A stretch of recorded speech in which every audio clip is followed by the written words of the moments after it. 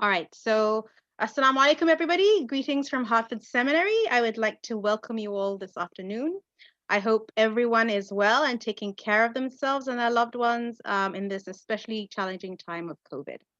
I would like to start this session by introducing Imam Danny Salgado to you all. Imam Danny Salgado is a third-generation Puerto Rican convert to Islam, born and raised in New York. He accepted Islam in the fall of his freshman year at college in 1995. Most of you already have received his bio in an earlier email, so I won't take too long. Suffice to say that Imam Salgado brings much knowledge and wisdom, being educated here and abroad in Mecca, as well as having experience working for Y Islam, as well as at the North State Prison in Newark, New Jersey. In May this year, he graduated from our Islamic chaplaincy program. His thesis was titled "The Formative Years of Adawa as-Salafiyya Among African Americans from 1975 to 2006, and the Continual Quest for Authenticity." I like that part. In January this year, he published an article titled "Stories from Some of the Early Latino Muslims," and argued that Muslim Americans need to record their histories to show future generations their multiple ethnicities. It is clear that Imam Salgado feels strongly that American Muslims need to tell their stories. I will be monitoring the chat, so if you have any questions, please don't hesitate to type them in, and we'll try to get to them all. But first, I'd like to hand over the mic to Imam Salgado. Imam? Okay, let's see. Okay, my mic is on. All right. Okay, let me go ahead and share. Who can share? All right, just 1 second. Let me just go ahead and share this here. Okay, let me start off. Bismillahirrahmanirrahim. Alhamdulillah Rabbil Alameen. والصلاة والسلام على أشرف الأنبياء والمرسلين نبينا محمد وعلى آله وصحبه ومن تبعهم بإحسان إلى يوم الدين أما بعد. Okay, first of all, I'd like to thank you all, Dr. Bilal, for inviting me, Sister Ada Mansour, and Dr. Timur, and others at the Hartford Seminary. Which it's a great honor for me to speak here. We're an alumni. I've just received finished my Islamic chaplaincy degree with its master's in Islamic Christian Muslim Studies, Islamic Studies, in this past May. Everybody's read my bio, so anyway, enough about me. And today I've been invited to talk about, I did write an article earlier, I guess earlier this year, and it is about Latino Muslims. And can everybody see the screen, the slideshow? Okay, good. All right. And basically, I'm going to expand on what I wrote, and it's a lot to really cover. But basically, it's an overview of Latino Muslim converts. Right now, the title Latino basically refers to those people who speak a Latin-derived language and live in the Americas. More specifically, I will be speaking about those from Spanish-speaking dominant countries. More specifically, I will be speaking about those from Spanish-speaking dominant countries. The reason I've decided to put the term in quotation marks is because the term is, quite frankly, Eurocentric, and it leaves out the rich and diverse history of people that occupy these lands referred to as Latin America. Furthermore, the discussion is referring to Latino Muslims living in the continental United States and their experiences. That experience is mainly one of converts, their children, and now grandchildren. While there are descendants of people who migrated to Latin America from Muslim countries, and hence whose families have been Muslim for a number of centuries, that is not the area of my focus. Okay, so I just want to make that clear. Let me start with presenting an overview of some of the topics I will cover. Excuse me. Okay, these are some of the topics I want to cover today. I don't know how much of it I will be able to cover, but I'll try my best. Just 1 second here. Framework, an introduction, the early Latino Muslims, Beni Sakr, Alianza Islamica, and some individuals that are part of that. Also the interaction with overseas Muslims, the Northern Hudson Islamic Center, and some people who are involved with that, Islam in Spanish, Ohala, which I actually haven't included in the slide. I didn't have time to include it, but we'll mention them. And 3 Puerto Rican imams. All right. So let's see right here. So basically, that's an overview or a chronology of some major events or history of Latino Muslims in the United States. In 2008, I wrote a small piece called Latino Conversion to Islam, from African American Latino neighbors to Muslim Latino global neighbors, right?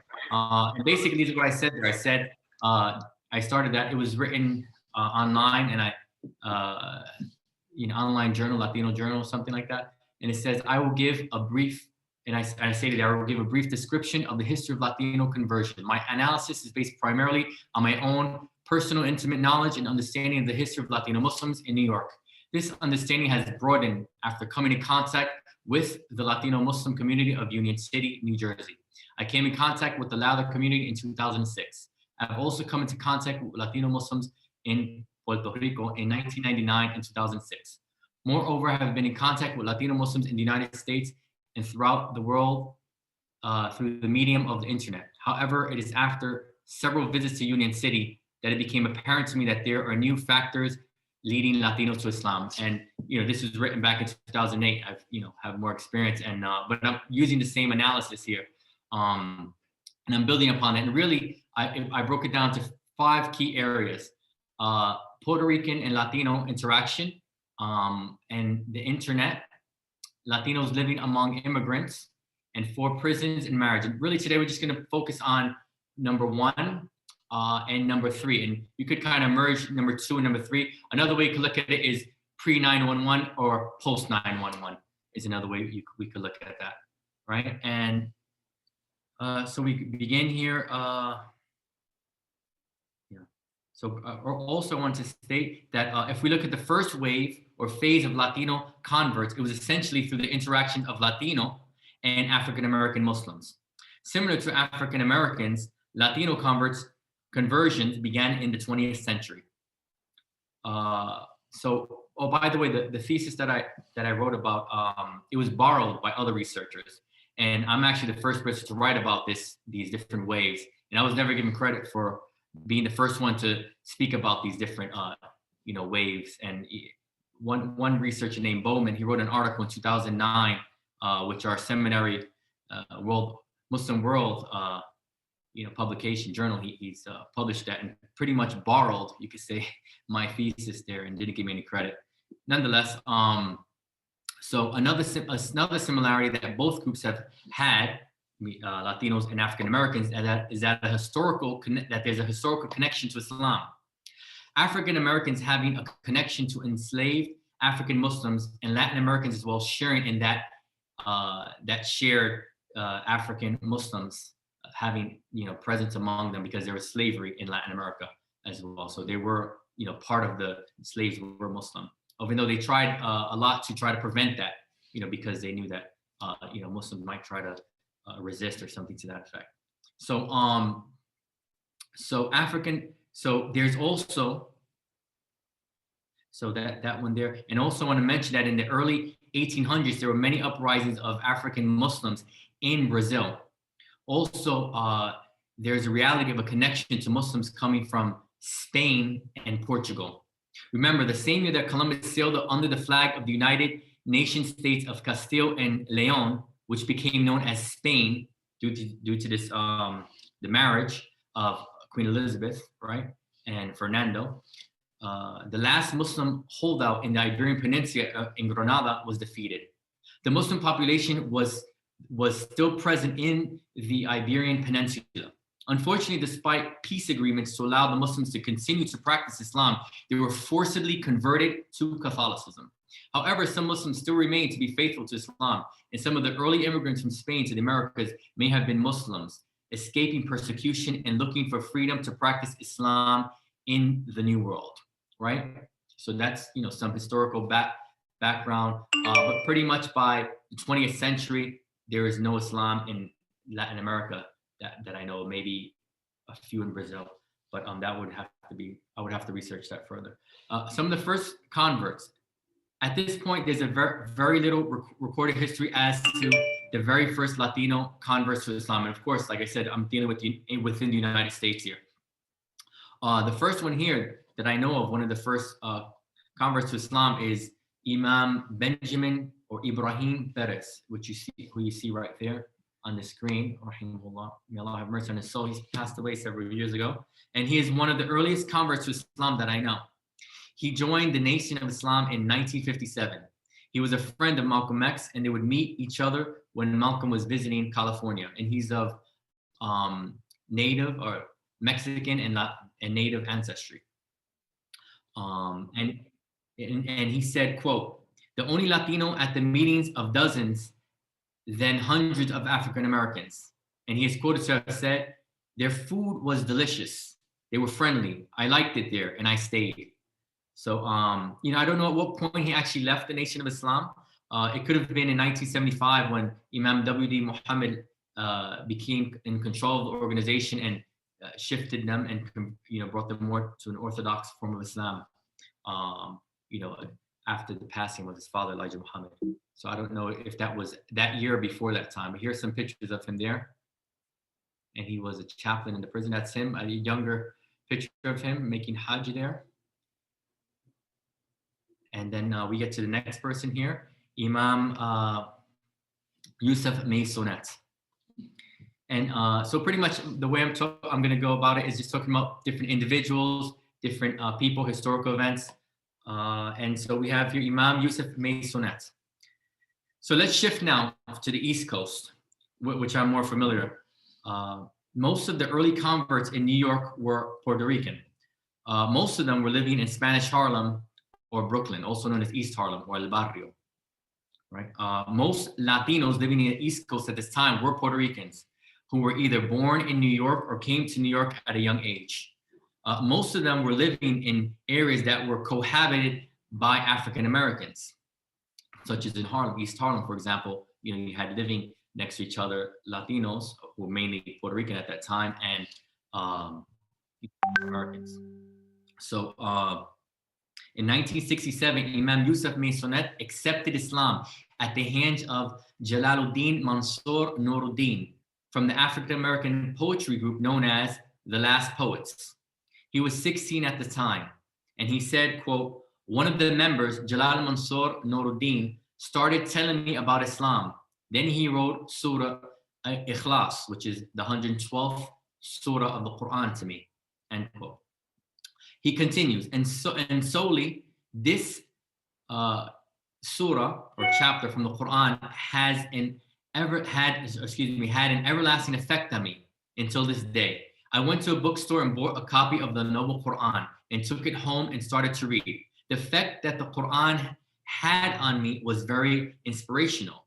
3 days later, I saw Jalal and told him that I wanted to become a Muslim. So he prepared me and told me about taking a shower and then to go take my Shahada, which is the declaration of faith. And this is quoted in a book by which came out in 2017 by Juan Galvan. And I'll show it to you later if you remind me to show you the book later. Okay. And currently he lives in Mobile, Alabama, where he settled after retiring from being a merchant marine. He serves as an imam in a masjid he founded and also in the prison system. He has also published a book on his life and his travels. So Imam Yusuf Maisonet, that's him making Hajj with his wife. And here's a picture of him in the UAE. He was the head of a group of American Muslims and there you see with Keith Ellison there, where they traveled. And this is his book here, From Harlem to Mecca, A Latino's Journey in Islam. You can find it on Amazon. And next is Raymond Abdullahi Rodriguez. He's one of the oldest Muslims I know. And he was Abdullahi, his name, as we said, is Abdullahi, or Raymond. He was given name, his Muslim name, Abdullahi Rodriguez. And here's another picture of him. And he became Muslim sometime in the late 1960s. I tried to contact him before, but he didn't answer me. Maybe he was busy think yesterday I asked him what was the exact. Yeah, I wrote it down somewhere, but all my notes have been lost. He told me about how he was listening to a radio program, and I mentioned actually in the article in the Horizon, Islamic Horizon, and he was listening to a radio program that was talking about Islam. He became interested in becoming a Muslim and went to a local Nation of Islam temple in Harlem. After a short time with the Nation of Islam, he left and became a Sunni Muslim. I had once asked him about the Latino Muslims who came before him. He told me about one of the oldest converts he knew. I don't recall the person's name at this time. I would have to interview him again because due to a fire, where all my notes and stuff were burnt, I don't have it. So anyway, Abdullahi is a good place of transition with the next generation of Latino Muslim converts I'm going to speak about, because he later became part of an organization called Alian Islam, and he currently lives in Boston, Massachusetts. So now we're going to talk about the 70s, right? This is what I know about. There are some people that were involved, maybe part of different African American groups or jamaats at that time, and there's very little I know about them. Some were excelled, I know, in Arabic and stuff like that, and other things. But we'll shift now to the 70s. During the 1970s, we see a number of Latinos converting to Islam in places like Spanish Harlem and Newark, New Jersey. In order to try to understand something about conversion at this time, it helps to understand the environment for Puerto Ricans living on the East Coast at the time. Many Latinos in the late 1970s had partaken in the radical group known as the Young Lords. They had originated in Chicago from a local gang that went political under the guidance of Fred Hampton of the Black Panther Party. A chapter had opened up in New York City, I believe it was in 1969. The organization participated in a number of campaigns, such as a garbage initiative to force the city government to pick up garbage on a regular basis in Spanish Harlem. They also participated in a breakfast program for the needy children of East Harlem. By the way, this is a synonym. Spanish Harlem, East Harlem, or El Barrio. These are synonyms, though. This is the same place. They also participate in a breakfast program, right? It said that. They also participate in providing immediate medical treatment for Black and Latino people in the Bronx, which were the population that was living there, the poor population of the South Bronx. They participate in other initiatives as well. So we just mentioned a few here. It's not ironic that we see that some of the key individuals who convert to Islam were former members of the Young Lords. And in the early 1970s, due to infighting, and which was perpetuated by the help of J. Edgar Hoover's COINTELPRO, or Counterintelligence Program, and the New York City's BOSS program, an intelligence wing of the NYPD, the organization fell apart. So there was one individual in Newark, New Jersey, and 4 individuals in New York City that accepted Islam who were former members of the Young Lords Party. And here you see on the left there, this is the chairman, Felipe Luciano. And to the right of him is one of the early converts. And I wrote a Facebook post on this that went viral. And I said, and I'm basically going to quote what I said there. In the early 1970s, a group of young Latinos and new converts to Islam from Newark, New Jersey, formed the first Latino Muslim organization in the US. Some of them were members of the Young Lords Party. One such individual is the Newark chapter's Minister of Education, Yahya Abdul Qayyim, or Juan Garcia, rahimahullah, may Allah have mercy on his soul. That's him when he was with the Young Lords. The second one from the left there, and his Muslim name that he took on was Yahya Abdul Qayyim. You can see them there. He's with Felipe Luciano, who was the chairman of the Young Lords Party. He is okay. Also, he helped form an organization called Beni Sakr, or Beni Sakr. Their imam was Imam Hashim Jabir, who was the imam who buried Al-Hajj Malik Al-Shabazz, Malcolm X. So there was a contingency in his masjid, which was Latino, and they had their, he was the head of that there.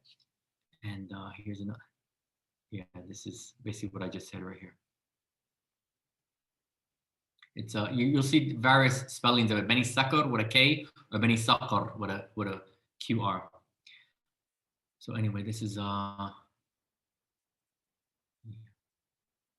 they have an article there that I took some of the information there from. And I just want to mention too, his wife, he passed away many years ago, and his wife, his wife also became Muslim. She wasn't part of the Young Lords though. She's still alive. Here's some pictures of them. The Beni Sakr, the organization had. So from what I've heard, I actually interviewed Imam Hashim's sons. They run the Imam in Elizabeth, New Jersey, and I spoke to them about it. They said that they would wear, you see the red head covering, whereas the African Americans will wear the black colored, kind of like what they have in Palestine. So they had like a distinction. This is the Puerto Rican wing, and this is the Latino wing. This is the African American wing. So that was kind of like their attire. You can see them here.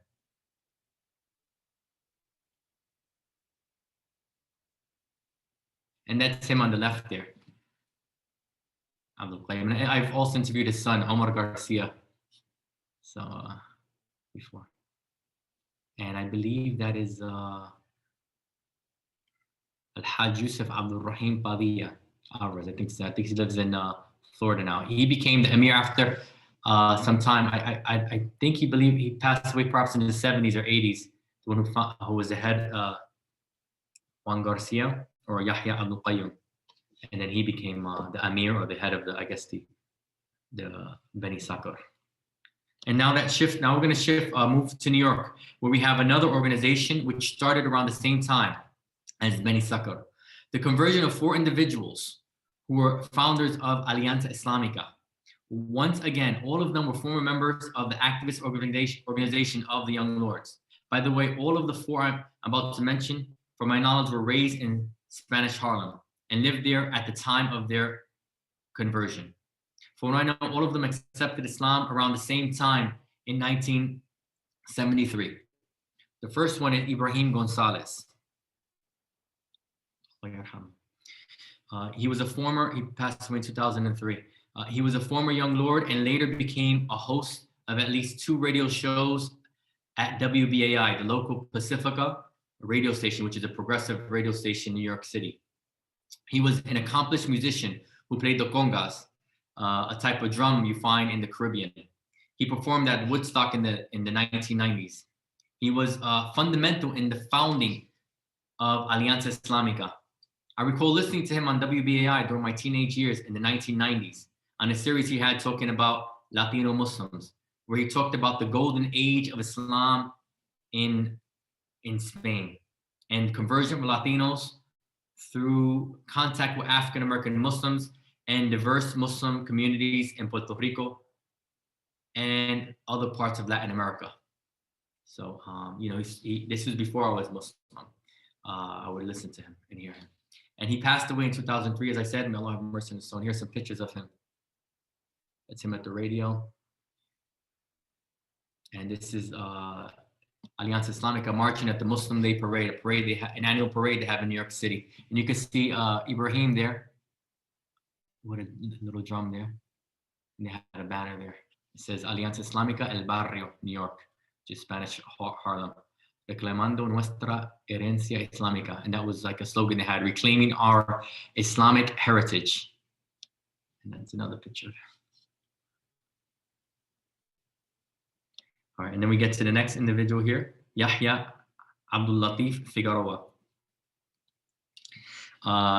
He was Alianza Islamica's Amir, or director, the head of, and he's Yahya Figueroa. He was given name was Juan, or he was known as John, and then when he became Muslim, this Arabic version, that Yahya, became Yahya Abdul Latif. So this is him.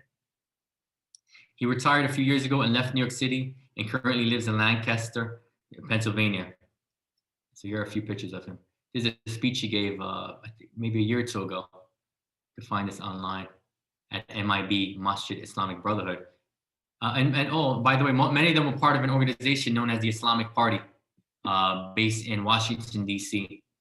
And they had various phases. After they left the Islamic Party, some of them had moved down to D.C. in 1973. And they had various phases, and they were more active. I think they kind of came together in the 80s again, and they were very active in the 90s. And we'll speak a little more about the organization, just talking about some key figures there and there he is on the left. And then we have also the person on the right there. We're going to speak about him in a minute. And that is Ramon or Omar Abdurrahim Ocasio. He calls himself Ray or Raymond or Rahim Ocasio. So I'll just refer to him as Rahim Ocasio. He's another founder of Alianza Islamica, right? He was the group's imam when they started holding Jummah prayers in Spanish.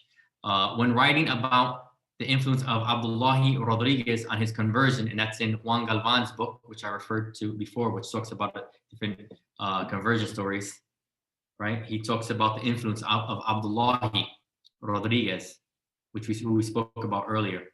The same Abdullahi that I mentioned earlier, right? And here are a few pictures of him. There you see him in the center. He was in this picture, right there, and he's in the center, an older picture of him there. And you see many copies of the Yusuf Ali Quran there from the Saudi embassy that they got. They have a lot there. Here's a more recent picture of him. Right, he's now retired and has moved on to a farm in Maryland where he lives with other family members. He travels around the country and lectures about the history and role of Alianza Islamica. Right, and then here's another picture of him at an event in 2017 where I was speaking. Here's a flyer of him speaking in Chicago. Here's another of him speaking in California. I think this is him. Yeah, that's him speaking in California at that event. We get to the next individual, who's Mark Arturo or Abdul Salam Ortiz. He had taken on the name Abdul Salam, but due to problems, he went back to using the name Mark Arturo. And I'll speak a little bit more about him. He's another founder of Alianza Islamica. He was very young during the time of he's probably one of the youngest members of the Young Lords. I think he said he was 14 or something at the time.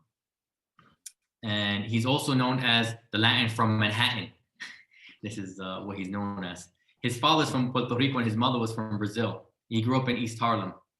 He was the first Latino from the continental United States I know of who was accepted into the Islamic University of Medina. I'm not sure what year he went to the university.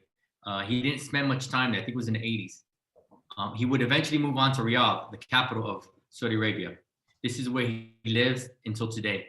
He has his own English language institute where he teaches outside of his home. Or excuse me, he teaches inside of his home. I'm sorry, not outside, inside of his home. Or out of his home. I remember hearing about him from many people, including my ex-father-in-law back in 2000.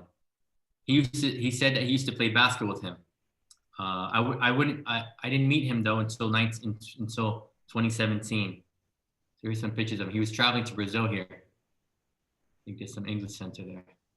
And that's a more recent picture of him. And here's a picture of me with him, inviting me when I met him. That's a meeting I had with him in the center there. Here's another gathering we had. This individual on the left there, he got married. He's Saudi. And this is him with another friend of mine, John Trento. He's Italian American. And that's him. So Martin, so yeah, he went to the embassy. He had his name officially changed to Abdul Salam, but he had some problems. And so he changed it back to Mark.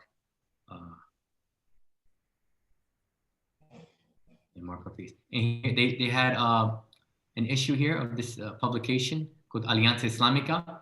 And that was where the name came about, I believe. They took its name as an organization, but this one here is more about, about the experience of Latinos and Islam. Here's some more pictures of some of the different members. That's them marching at the Muslim Day parade in New York City. That's Yahya Figueroa. This is someone who's passed on, Americo Mendez. Or him like passed on a few years ago. And yeah, I don't have too much clear pictures. I'm sorry, the picture's not that clear, but here's their storefront. They were located on Lexington Avenue in Manhattan, near 110th,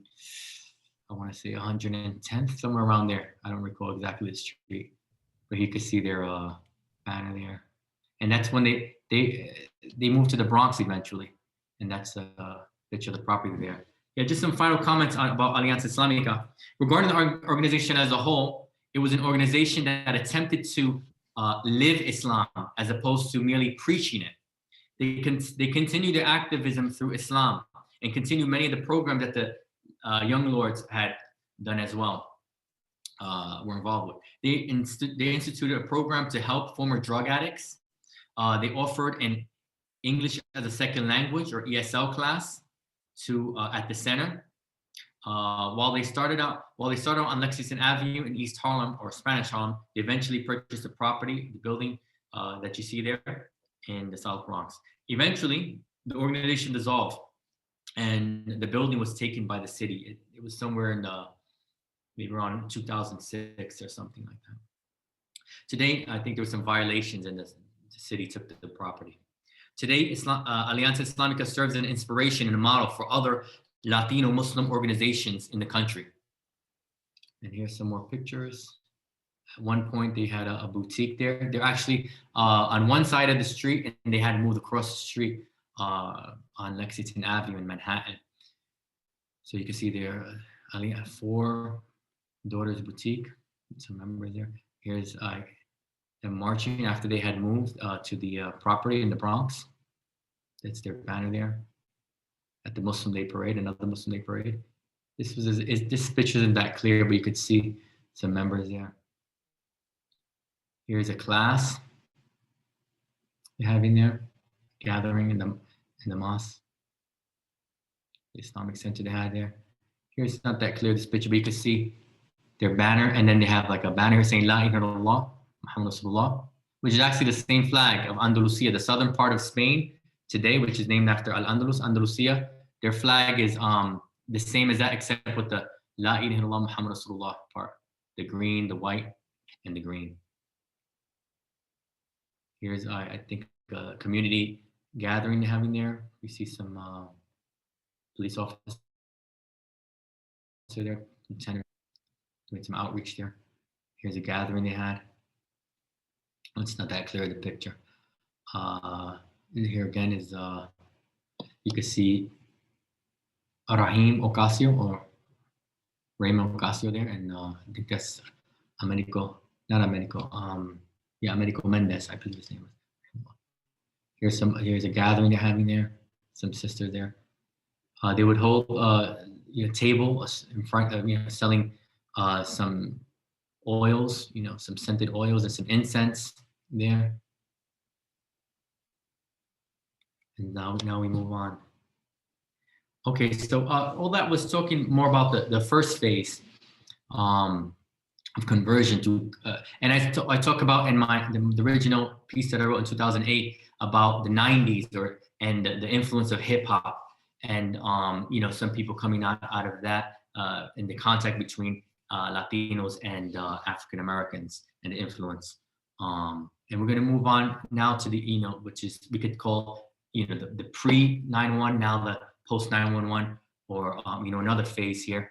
And we're going to talk about the North Hudson Islamic Center, North Hudson Islamic Education Center, or the Dawah Center. And some key individuals here: Imam Juan Yahya Sukiyo, Imam Muhammad Al-Hayek, Imam Daniel Abdullah Hernandez, Nilka Vargas, Hernan Guadalupe, and Wendy Diaz. So first of all, this phase is described as a greater interaction between Latinos and either foreign-born Muslims, either here in the communities in the United States or online. We see a shift from Latinos being exposed to Islam via African-American Muslims to exposure via foreign-born Muslims. And I'll start with the center here, NHIEC, which I'll call for short the North Hudson Islamic Center. And this masjid is located in Union City, New Jersey, and borders the town of Bergen. These two cities have a large Latino population. One can also see a number of Arab store owners there. And we will discuss these 4 individuals that I mentioned. All right, and the first one here, Dr. Juan Yahya Francisco Sukiyo Carrera.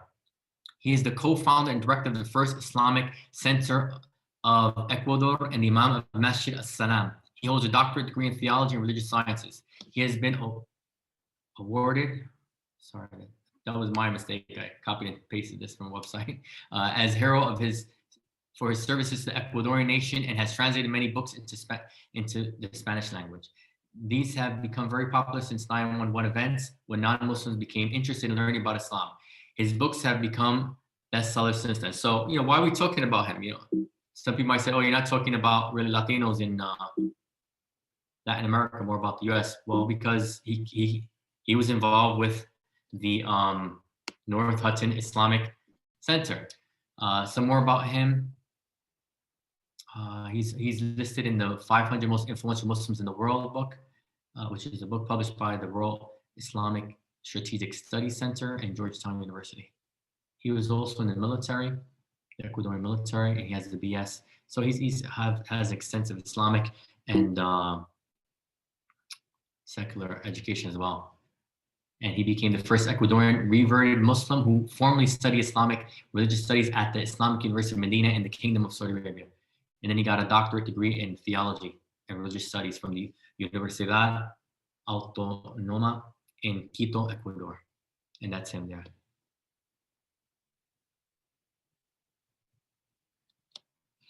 Okay. And one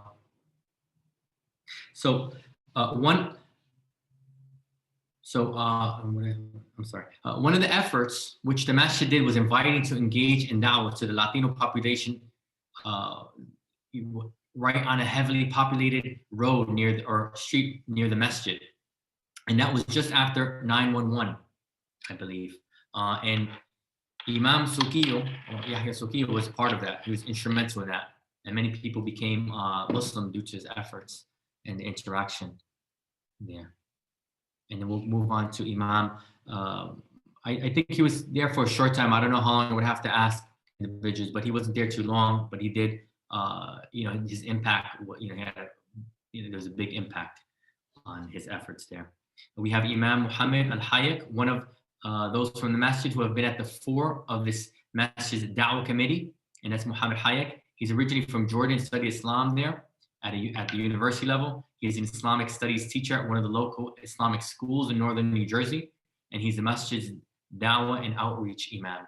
So he's very involved with the there's a picture. I think this could have been last year. I think he made Umrah. And then here's a picture. You see him there in the center. And we move on. The one to the right of him, or on the right of the screen, which would be his left, right, is Imam Daniel Abdullahi. We're going to speak about him next. Hernandez. Imam Daniel is from a native of Union City and accepted Islam in 1999. He was very active at the masjid and came up with the annual Hispanic Muslim Day, which is an annual event, right? Due to his dawah efforts, it became evident that the main people becoming Muslim were Latinos or Hispanic, because that's the population of the area, right? Therefore, the idea of holding an annual event where non-Muslim Latinos could learn about Islam came about from Imam Daniel. This year was the 18th annual event, so that it would mean that the event started in 2002. He spent a few years studying in Egypt in some of Al-Azhar affiliated institutes. He continued his studies at the Islamic University of Minnesota, where he received his bachelor's in Islamic studies. And I believe it was December of 2019, he completed a master's degree from that institute. Here's a picture. And he's located in Pearland, Texas. He moved about maybe 2006 down to Texas. He was invited by, it could have been 2015, by another Latino organization, Latino Muslim organization. Here's a picture of me with him there.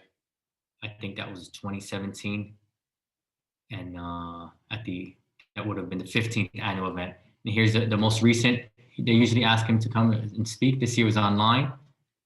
This was the 18th event. And here's, wait, where's the other one? Oh, there's another one here. Oh, I guess I didn't attach it. The 16th annual event. They have him on there, and I was on there as well, the speaker. And we'll move on. to some stuff that happened after September 11th. And we have, I think in the Houston area, we have one individual here, Mujahid Fletcher, Jaime Mujahid Fletcher, who you see there. That's his father to the right. His father became Muslim as well. From what I know, from when he tells about his story, he says that after September 11th, he was, they put him to speak to different media and stuff like that, and to the Spanish-speaking community. And it was probably about 2008 or so. This is a fundraising dinner he had there in 2008, and I think it was about that time he started Islam in Spanish, and then he kind of modeled it after maybe Al-Maghrib Institute. And they have a lot of material, and one of the earliest material they have here. And here you can see the fundraising event, and there on the right you have Isa Garcia, who was a friend of mine when we were in Mecca together, very active now. He's from Argentina, and he lives in Colombia right now. And this here is, he translated The Truth of Islam, which is a small booklet by Dr. Abu Amina Bilal Phillips of the Islamic Online University, or which changed the name now, the International Online University, I believe. And it's actually a recording in Spanish. And this is one of the first material, because he said that his father, how could he talk to his father? There's no material in Spanish out there. So he set out to, go ahead and produce material in Spanish. He's been very effective in that, in fundraising. And he's moved on, and they started a center maybe in 2015. And he invited, as we spoke before, Daniel Hernandez. And Daniel Hernandez still works with them. He's the Imam of Pearland Islamic Center in Texas. And so this is one of the material. They have a lot of online resources, and they've raised a lot of money. So after they moved on, they were there maybe 2 or 3 years in their center, and they're now building, or they actually, I don't know if they completed paying it off, but it's an Islamic center right in Houston. So yeah, I just want to speak a little bit more about, and if we have a little more time, I don't want to leave out the females as well. One individual, I don't have a slide here, I didn't get time to add it, was Wendy Diaz, and her husband, Hernan Guadalupe. They started their own organization, which is called Alian Islam, and they produce a lot of Spanish material as well. And they currently live in the Baltimore area. I don't know if it's inside Baltimore or the surrounding suburbs. That's where they live. And they were living at the time. Hernan Guadalupe is also, and he was influenced by Soquillo as well. Yahya Soquillo, he took his Shahada, or he became Muslim, I believe, right after September 11th, and do the efforts. And he's of Ecuadorian ancestry, and as well as Imam Soquillo. And Wendy Diaz was born in Puerto Rico, and she grew up in the States, different, she calls herself a military brat in different installations. Her father retired from the military. I think he was a sergeant major. So they live now in, as I said, in Baltimore, and they produce a lot of material. And she also works with Y Islam. I worked with her in Y Islam. And Nilka Vargas, she was part of another organization I neglected to mention. One of her first organizations was Piedad. And actually, the founder of Piedad passed on Piedad to Nilka, who's part of the Dawah committee, and she still works there. And I give classes actually currently with the Islamic North Hudson Islamic Education Center online. So yeah, and there's also Daniel Hernandez is also, Imam Daniel Hernandez is also part of an organization called the Free Puerto Rican Imams, which was started in 2017 after Hurricane Maria in Puerto Rico, and they raise money and they do different things where they made several trips to Puerto Rico, raised some money, and they were hoping to open a center in Patterson. So there's him. There's also 2 other imams of Puerto Rican ancestry, Yusef Rios, and the founder, who's Abu Samaya, Wesley Lebron. And they do things like give food and stuff like that to people and things of that nature. Yeah. So So pretty much right now, yeah, I try to give a quick overview. I can't give justice in any amount of time about the history of Latinos in America, or the United States, that is. And so so there are different enclaves. I also want to talk about the Ojalá, which is in Chicago. That organization, at one point, they're actually going back maybe 20 years, where they have, and I was invited to speak there as well. And they have, excuse me, they're very active. They also go out and give food, and there's also outreach to the barrio, which I believe is in Houston as well. And they go out and they give food, and so so this is also some of the history and some of what's going on now. We have different enclaves. We have Alma, which is in Atlanta. Now they're part of, I believe, Islam and Spanish now. And so there's different efforts and different things going on in different places. Why Islam? There's also, which I worked with, the Spanish wing, and Nahala Morales, who lives in Dallas, Texas. She has an organization of converts to Islam called Embrace. She was very active. She moved on, actually, I think in about 2015, to work with Islam in Spanish, and she's moved on as well. And she was working with Why Islam, which is the New Jersey chapter of the Islamic Circle of North America. So if there's, I'll leave it at that. I guess there's more questions. Maybe raise more questions. Like I said, I can't do justice in this amount of time.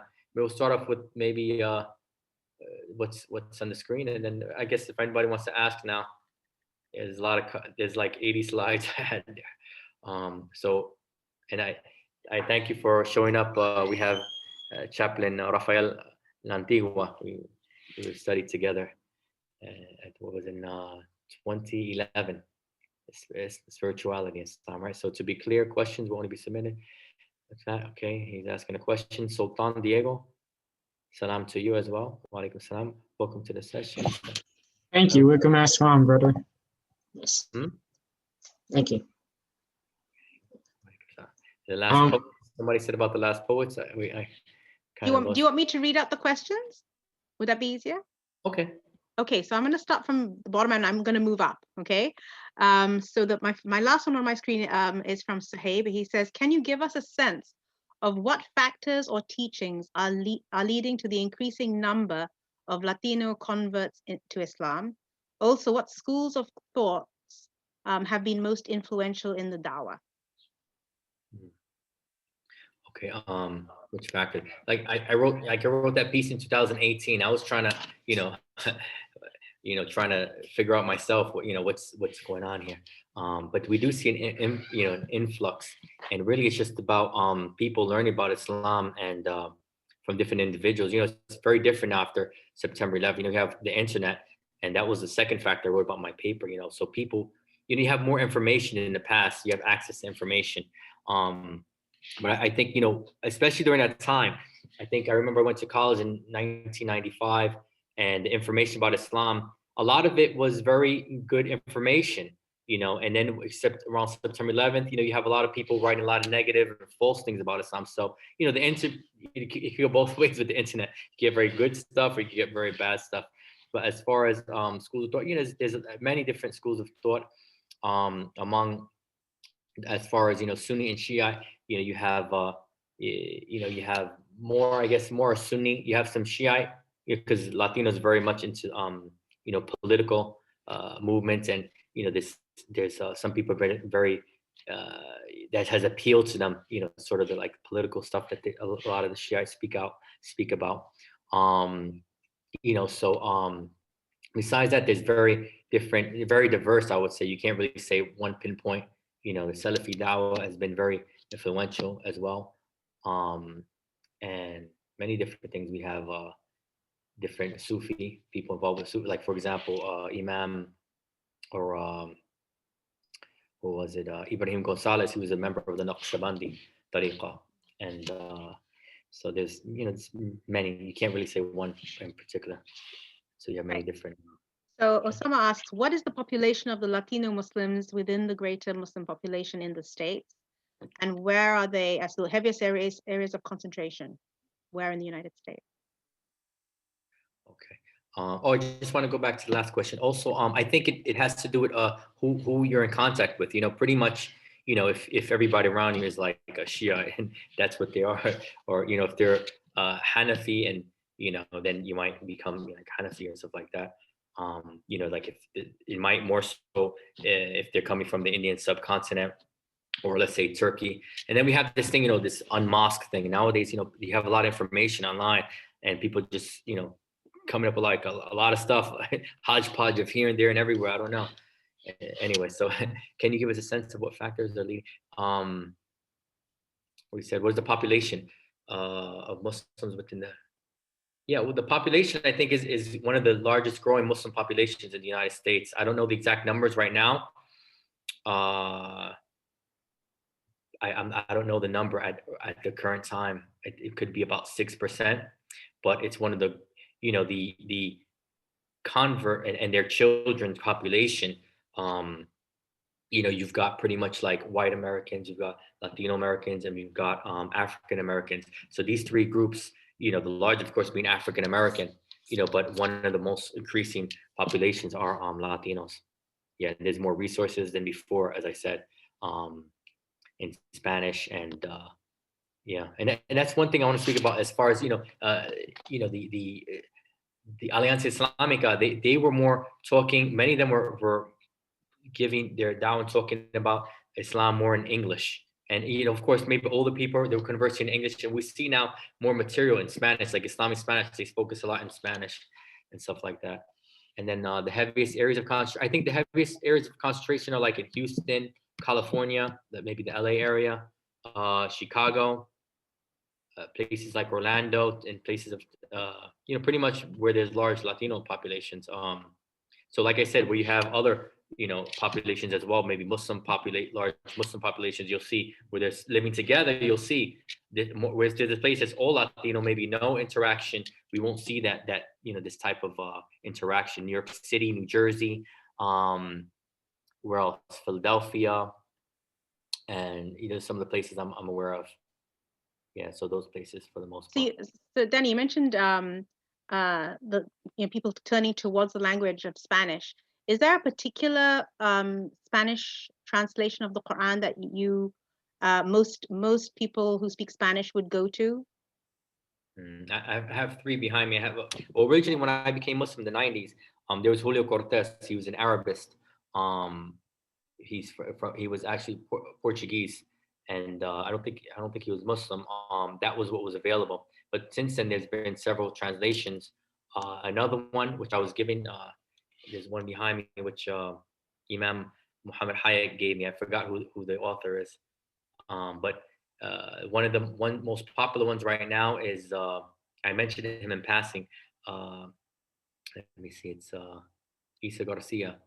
Sheikh Isa Garcia has translated the Quran, and that's distributed. Here you see him there in the bottom right. Yeah, he's translated the Quran, and I remember being a student with him at Qura. He said that the translations, some of the translations, there's a bit of a difference between the Spanish spoken in Latin America and in Spain, and he kind of his is more accessible to those of Latin Americans. You could say, yeah. All right, I'm moving down the other way. So Noura Zakias, I'd like to know I'd like to know about the challenge of Latinx Muslims, including wanting to marry other cultures like Arabs or South Asians. How is that received? Yeah. Yeah, I mean, there's a lot of issues, about conversion and different communities, and sometimes many don't feel welcome, and this sometimes leads to some people coming in one door and leaving another door. So this is a big problem, a big issue of maintaining, and there's also issues of identity, different issues of identity with different Latinos, holding on to their identity, not really wanting to give up their identity for Islam. So there's this challenge, so it says, I want to know about the challenge. Marrying, yeah, this, another thing I wrote about, and I was suggested by Juan Galvan, who actually, yeah, let me mention his book. 1 second. Before I forget, this is a book he wrote. I don't know if it's, can you see it correctly? Latino Muslims, Our Journey to Islam. This is a book he wrote. Please support him. He's self-published. I don't even know if he broke even, but yeah, I don't know if you could, is that the right way or is it backwards? That's perfect. So on that note, in terms of resources, Noura and Sultan say, is there a list of organizations, mosques, resources that you can share with us? And if you can send it, if you have a list like that, I can share it with everybody who attended. But is that possible to make up a resource list? I mean, we're talking about, the U.S. is a very, wide and vast place. I would say maybe just go to, Why Islam. They have a call center, and if people, they have a list of people that, can mentor people, and that would be a good resource. Also speaking, to Islam in Spanish, or some of the local organizations like Ojalá in Chicago. You could find them on Facebook or different places. Yeah. And so they have I know that I answered the question. And I'm getting messages, so I'm gonna try and check them out. All right. In terms of, are there any other questions that people would like to just ask? I saw I think it might be easier if they could just speak, right? Yes. If anybody would like to unmute themselves and just ask a question, that would be fine. Assalamu alaikum. My name is Sultan Diego. I have a question. I wanted to ask, because I was reviewing the presentation you was giving. So in a post 9/11 era and most recently a post Trump era, what would you believe is the most attracting aspect of Islam to Hispanic and Latino converts? Like because I also was reading an article saying that although African Americans are the largest group of American Muslims, Latino converts are increasingly growing in population. So I wanted to know, like, what exactly is the most attracting thing from traditional Catholicism? Thank you.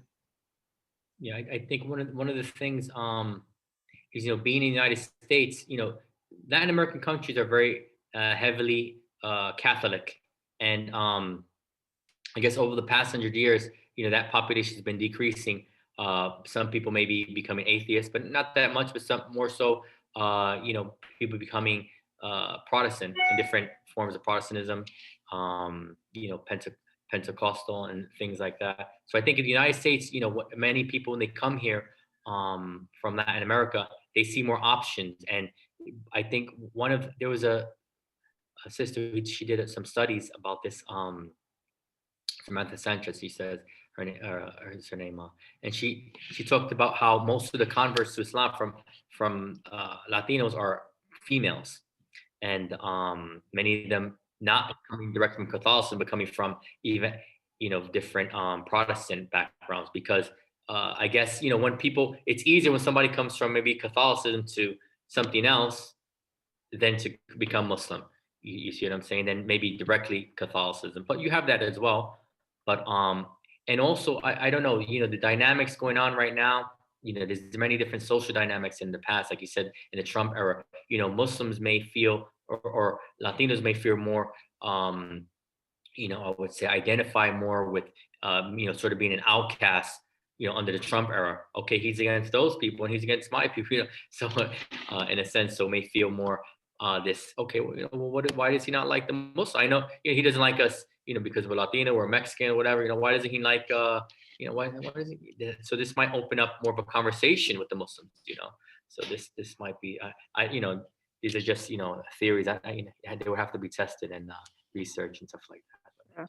I'm just noticing the time is past 2 o'clock. So we wanted to try to stick to the hour, so people could get back to what they were doing before. If there are any questions that anybody has for Imam Salgado, please, send them to me or to him. What we'll do is we will send the recording to you all. But I'd like to thank you all for attending. Thank you so much, Imam Salgado, for sharing your knowledge with us. That was an excellent presentation. I learned a lot. But But if anybody has any anything to add, please don't hesitate to email me, and I will send that to you. So thank you, everybody. If you want to know anything about Harvard Seminary, please do email me or Tina Demo. She's also present. If anybody wants to do any courses, we'd be happy to answer any questions. Thank you so much.